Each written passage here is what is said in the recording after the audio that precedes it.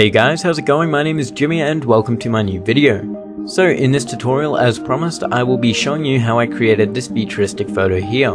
Now this is probably a little bit easier than the other two, and if you didn't see those tutorials, I'll put links on the screen as well as in the description, and you can check those ones out there. Now this is a little bit different to those two. Instead of making both a Photoshop and an After Effects version, I'll be utilizing both programs in the one tutorial. However, if you don't have After Effects and you only have Photoshop, don't worry, I will help you sort that out, and I have some pre-keyed footage that you can just download in the description instead of using After Effects. Okay, so let's take a look at the original and the transformation. So you can see in front of me here in Photoshop, this is the base file, and then what I went ahead and did was transform it into this. So let's quickly go over how I shot this. You can see I've got the umbrella down here in the corner. So what I did was I purposely had the umbrella pointing upwards because I knew lights and stuff would be coming out of my phone that she's holding, and I wanted to kind of simulate that using the flash here, and that way it would make the final product look a little bit better. So once I did that, what I did was I took a separate photo here of my lounge room without the flash in it, and then I moved her across and I filled that in. Now I decided to do that after I shot it because, I don't know, it just looks better like that, and I could have all of the particles that you saw over here, and there's a big black circle here. I don't know why I did that, but these photos are a few months old. So from here what I'll do is import some lens flares from After Effects and some particles, and then do a bunch of adjustments and different things in Photoshop to get it to the final product. So let's get started. So this is pretty much what we'll be doing in After Effects in just a moment. So you can see from here I made a glow here. Then I added a lens flare in to the top, then I added a lens flare into the bottom and this long streak to make it look like it's coming through her fingers kind of thing, and then I added the particles. So I will be showing you how to do all of this in After Effects in just a moment. So if you don't have Adobe After Effects, or you don't have the lens flare plugin, which is Optical Flares by videocopilot.net, what I've done for you was I have quickly put together some pre-keyed flares and some particles for you with the download link in the description. So these might not work for you, they might work for you, some of them aren't too good and might not be too useful. However, give them a download and, you'll save yourself a lot of hassle if you don't have After Effects. So check those out, and then you can ignore this next part of the tutorial if you download those. However, if you do have After Effects and optical flares, I definitely would recommend doing it yourself instead of just downloading my pre-keyed footage, since it will look a lot better and it will be suited to your footage a lot more. So just opening up After Effects here, what I'm going to do straight away is just import our background layer just so we can get the placement right for everything like that. Alright, so once we have our background imported here, we can just click and drag it down to the composition window here, and that way it's going to create the composition for us. Okay, so from there what I'm going to do is go Layer, New Solid, and I'm just going to call this one Lens Flares for starter. And then make comp size, we'll choose any color really, it doesn't matter, and then click OK. Then from there I'm going to go Effect, Video Copilot, and Optical Flares. And this is a great plugin. If you don't have it and you think you'll use lens flares a lot, I definitely recommend it, definitely check it out. And I'll put a link to that in the description. It's pretty much just this program here which generates really nice lens flares within Adobe After Effects. So once you got this loaded up, just click Options here, and you can see we've got our preview up here, and we've got all of our different elements in the lens flare here which we can hide or duplicate or change the brightness values of, and then we've got all of our settings up here, and then down in the corner we've got all of our presets here, which there's some really great presets, and then we've got our lens objects if you want to build one from scratch. So I'll just choose a preset here, and I'll go down here and go to Pro Presets 2, and I'll look for one that would work for our flare in the hands. Now I'm not really going to be showing you the exact way to do this. We'll just use this one for now, and then what we can go ahead and do is just kind of hide all of these iris elements here, since I don't want those kind of all throughout the photo, unless of course you want that look, and then keep them there. Okay, so there is our lens flare. Let's just pretend we are using that one and we're happy with that. What we can go ahead and do is go down here. If you can't see your blending mode here, just press the F4 key or click down here, and we want to set this one to screen. So now if we click our optical flares name up here, we can move this around freely and just place that in our hands there. And then from there what you can go ahead and do is, if you want, you can bring up your rotation options, make it a 3D layer, and then kind of just shift it on the Y axis just a little bit. You don't want to do it too much because you can see it cuts out there and you're going to need to expand your layer. But that way it's just going to kind of make it look like it's going off in the distance. So that's pretty good there, and we'll just leave it at that for now. So from there, if you're following this tutorial and you're using optical flares, I actually had two separate lens flares, as you can see in this one. First was this bright one coming out of the top, and then the second one was this small one coming out the bottom and the sides. So duplicate that layer and have a go making another lens flare with a really bright one up the top, and then tweak the settings. And of course I'm not going to go over it in this tutorial because, you know, everyone's working on a different photo. You're not going to find it useful for me to just redo my photo. So pretty much just do that, play around with the settings and get a good look that you're going for. Okay, so we're just going to delete our optical flares plugin off here, and then we're going to go over here to our effects and presets and type in particle. And you can see CC particle world is there. Just drag that onto our layer. Now we obviously want to reset our rotation, or you could have just created a new layer. And what we're going to do from here is just pretty much build our particles. Now you can do this in Photoshop as well, however I do prefer creating particles in After Effects. But if you only have Photoshop and you don't like my ones that I've included, I'm sure if you just look up a particle tutorial for Photoshop, there'll be thousands of videos there. Okay, so coming over to here, what I'm going to do is just pretty much drop all of these menus down, just these three: producer, physics, and particle. So we're going to start off in the particle one, and we're going to change this to lens convex. And we're going to change the birth size really small to probably 0.02 or 0.03 or somewhere around there. So these are going to be our smaller particles. Since if we take a look at the original one here, there are some out of focus particles and there are some smaller ones. So there's two different types of particles that we're going to be creating, and it's all fairly easy. So we're going to go back up to the top quickly and drop down our grids and guides and just uncheck all of these to get rid of our grids and guides. So now that we've done that, what we can go ahead and do is just expand the radius on here. So X radius is going to spread them out sideways, Y radius is going to go up and down, and Z radius is going to go forward and backwards. So it's going to make things look closer to the camera or further away. So that's a really good one to kind of bring up a bit to give it a bit of a 3D look. And then we can go ahead and bring the position down, and you know, that's looking pretty good right there. So you can go ahead and just tweak these settings for a bit more, bring up the sizes a little bit if they're too small. And then we can go ahead and bring up our max opacity and our size variation down to 0 or right up to 100. It's really up to you. So it's just a bunch of sliders that you can play with to get the look you're going for, and that's looking fairly good for me. Okay, so now we're going to create our out of focus ones. To do this, we're just going to click our lens flare layer down here, which should now be a particle layer, so we can just quickly rename that. And press Ctrl D to duplicate it. So once we've done that, we can just drag this layer a little bit through the timeline, and that's just going to alter the course of the particles. So from there, I'm going to bring our birth rate right down so we have less of them. Then we're going to expand our particle drop down here and bring up the size a little bit.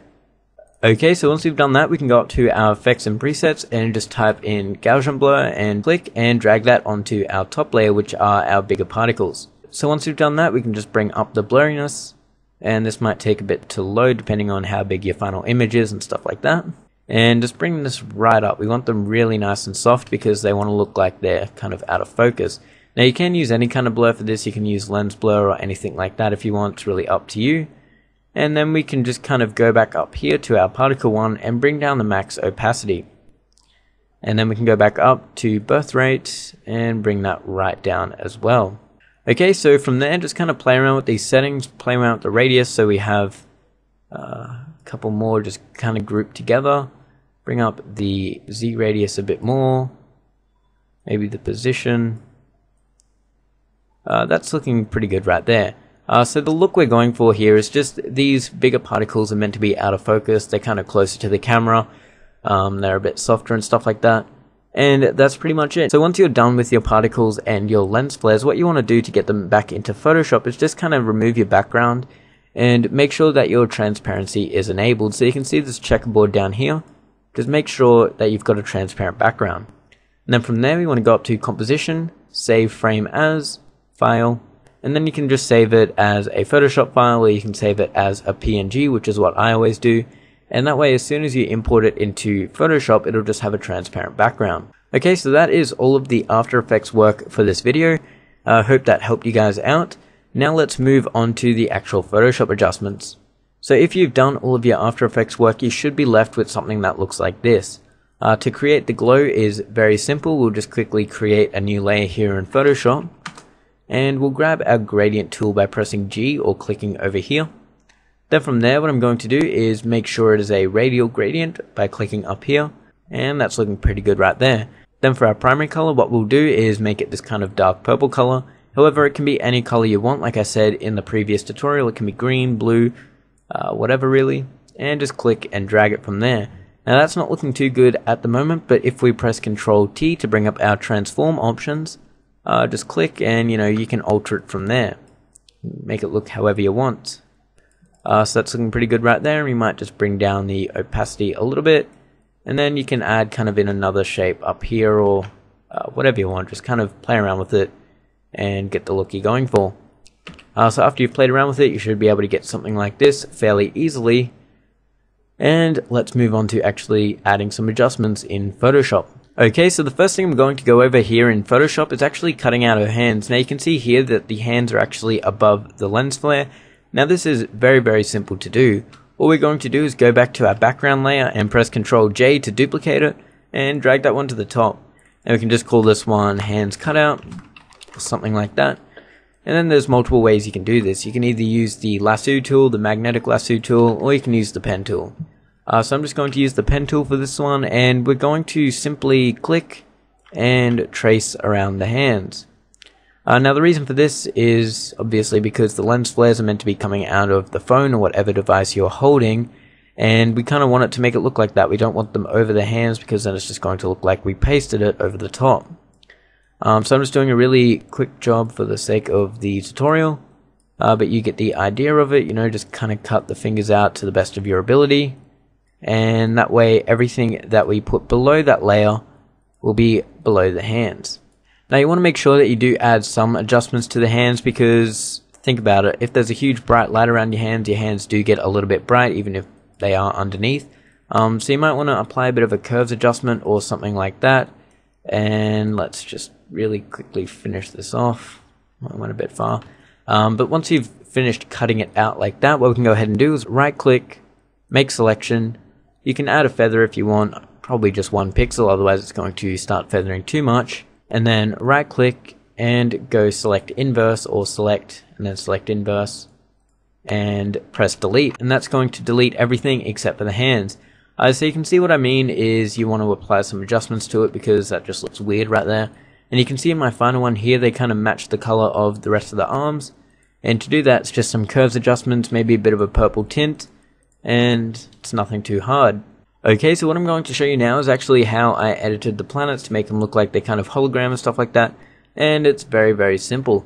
So all I'm going to do is import this Earth stock that I found here, and I'll have a link to this in the description if you want to download this as well. Then from there we can just grab our elliptical marquee tool, click somewhere in the center, hold Alt and Shift, and then once we drag it you can see it's going to create this perfect circle. And then from there, once we have it about the right size, we can just drag it, and there we go. So we're going to right click again, select inverse, and then rasterize this, and then just delete the background. And there's a bit of a edge here, but you can fix that up if you want to get all, really neat about it. Then we can press Ctrl T to bring up our transform options, and just drag this down to the size we want it. Now keeping the correct aspect ratio, you want to hold Shift so it doesn't, get all squished or whatnot. And we'll move it to about there. And that's fairly good right there. Then from there, what we want to do is change the blending mode on this planet here. So we're going to call this planets. And we want to change this normal here to linear dodge, which is add. And you can see that kind of gives it that glowing look. And then from there, what I'm going to do is right click on it and go blending options. And then from there, we're going to enable an inner glow. And we're going to change this down to add. We're going to keep the opacity at 75%. And we're going to select this kind of lighter blue. Now again, this can be whatever color you want it to be. And then from there I'm going to bring the choke up to somewhere around 8. And we're going to bring the size up until we're happy. For me is about 200. So you can see there it's kind of getting this glowing look on the inside. Then we're going to add an outer glow. Now we're going to set this to add as well. And bring the opacity down to only about 35. Then from there we're going to change the color to a slightly lighter blue, so something like this. And we're going to leave the spread at 0 and bring the size right up to about 200 as well. So just toggling those effects on and off, you can see it just creates this kind of glow here. Now there is a single line here, I'm not sure what's causing that. Just cut that out. So once we've done that, what I can go ahead and do is duplicate that layer by pressing Ctrl J. Now we want to remove these effects on this one, so just right click and go clear layer style. And from there we want to keep it at normal and just bring down the opacity to somewhere about 40%. And what that's going to do is kind of take a bit of that glowing look away and just make it look a bit more solid and, you know, get some of the details back. However, it's not going to fully get rid of it. So just play around with that until you're happy. And then from there I am going to create a new adjustment layer and a new curves adjustment layer. So if you don't know how to create adjustment layers, it's just down here with that kind of contrast symbol, and we're selecting curves. Then from there I'm going to bring the whole curve up just in the middle a little bit here. Then we're going to go to red and bring that up a little bit as well, and then bring blue up a little bit as well, so it's going to get a bit of a purple tint to it. Now we only want it to select that second planet layer and nothing else, so to do that what we're going to do is hold in our Alt key, and you can see as we move our mouse between our adjustment layer and the planet copy layer here, that kind of little symbol changes there, and we're going to just click and it's going to point directly down to the layer below it, and that's just going to affect that single layer now. And you can see what we just did then was brighten it up a little bit and add a bit of a purple tint to it and just make it look, you know, a little bit better. So what we're going to do now is just group these three layers, so clicking our top one, holding shift and clicking the bottom one, going up to these arrows and going new group from layers. We'll just call this one Big Planet. Then from there all we have to do is duplicate that group by pressing Ctrl J and renaming this one Small Planet. Then from there I'm going to press Ctrl T to bring up our transform options, make it quite a bit smaller, and just drag it up to where we want it. So that is how I created my two planets. They're just the exact same thing. Okay, so from there I'm going to go back to our Big Planet layer down here, bring up our mask by clicking down here, bring out our brush tool by pressing B and making sure black is our primary color. Right clicking to bring up our options, we're going to make sure the hardness is 0 and our size is nice and big. And then we're kind of just going to paint out the bottom part here very, very softly.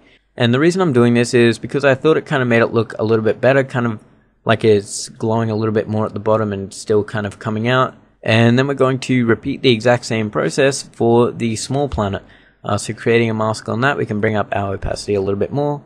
And this time I just kind of faded out the top, making it look like it's darker on top a little bit, and it's kind of fading out into space. So that's looking pretty good right there. So we're kind of getting close to the finished product here, and there's a few more kind of little touches that we need to do to make it look a little bit better. So the first thing is we're going to go to Layer, New Layer, or you can hold Shift Control N, and we're going to call this one Dodge and Burn. Now I'm not going to go into this in too much detail, I'm only going to do a very basic job. So we're going to set our mode to overlay, and that's going to allow us to fill the layer with 50% gray, and click OK. Okay, so from there I'm going to grab our Dodge tool, make the exposure 10, make our brush however big you want, and bring up the hardness just a little bit to about 30%, and we're just going to do some very basic dodging. Now if you want to learn more about what I'm doing or how I'm doing it or what the purpose of it is, you can check out the tutorial link on the screen now or in the description where I go over, you know, some uses of dodging and burning and how I do it and what I think it's good for. So with the dodge tool selected, if you hold the Alt key you can quickly switch to burn, which is really quick to do it all on the same layer. I know in the tutorial I showed people to do it on 2 separate layers, but this way is fairly quick and it's good. So pretty much what we're doing is just dodging the highlights and burning the shadows. So that way it's going to effectively add a little bit more contrast and kind of make highlights pop out a little bit more and make the shadows kind of sink away a little bit more. So it's kind of cool way to do that. Then we're going to bring up the size a little bit, bring down the hardness, and just go around the top of the planet here, maybe around here, and then dodge the bottoms or something. It's really up to you what you do with it. You can get creative, and there we go. That's looking fairly good. So if we just turn off our dodge and burn layer, you can see a little bit of difference there, especially in the shirt and on the planets. So if you keep going with that, it's a cool way to kind of enhance your photos. Okay, so one of the last little touches I did was create another adjustment layer by going down to here and choosing curves. Now what I'm going to do is just bring down the midtones a little bit by dragging down the middle, and then I'm going to fill this mask layer with black, so that way it's going to hide everything. Then bringing out our brush tool by pressing B and shifting our primary color to white, what I did was I just kind of painted in underneath the shirt here. Now what this is going to do is it's going to effectively make the shirt look a little bit darker, and it's going to make it look like it's in shadow. Since the light is coming from above the hands, naturally the shirt below is going to be a little bit darker. So that's a good way to just simulate that. You can see 10 seconds of work, it just looks fairly decent. Okay, so what I'm going to do now is change our overall color to blue. So you can see at the moment it's purple, and that's the original color that I wanted it to be. However, I decided to change it to blue for the final one, and I'll show you the simplest way to do that. So I'm going to go down here and create yet another adjustment layer and choose hue and saturation. Then from there we're going to click colorize. We're going to change our hue to somewhere around 215 and our saturation to 45. Then we're going to bring down our opacity to maybe 50, maybe a bit higher. And then with our mask layer here, we're going to grab our brush tool again and select black and bring the opacity to maybe something like 75 and just kind of paint over her face and her skin here, since we don't want all of it completely blue. So if we just paint over all of her shirt, and then say if we get a nice big brush here, change it to white and just click here, that's going to kind of replicate the blue glow that would be on her shirt from this planet. So that's another little tip there, another little detail that you can add in. And then from there, one final thing I did was add a vignette. So we're just going to create one final last layer, call this vignette. And if you don't know what a vignette is, it's pretty much just darkening the corners. So selecting our gradient tool, changing the main color to black, and making sure it is an ellipse tool here. Going to bring up our opacity and make sure reverse is on, and that way the black is going to be around the corners and not in the center. And then from there we're just going to click and drag outwards, and you can see it's just darkening the corners. Now if you don't want it affecting your model or whatever you're using in your photo as much, you can just press Ctrl T and drag that side out, and it's going to keep the brightness there, or you can mask it out or whatever you want to get rid of it. So you can see the before and after of that. It just kind of makes the particles fade out a bit, and I thought it looked pretty cool. So that is it for this tutorial. You can see it's kind of similar to the final one. There's not too many differences. Remember, if you want to follow along with this, you can download some pre-keyed footage in the description. And if you enjoyed this video, please hit that like button to help my channel out, and I hope you did find it useful. So thank you very much for watching. Check out my previous videos here, and I'll see you guys in the next video.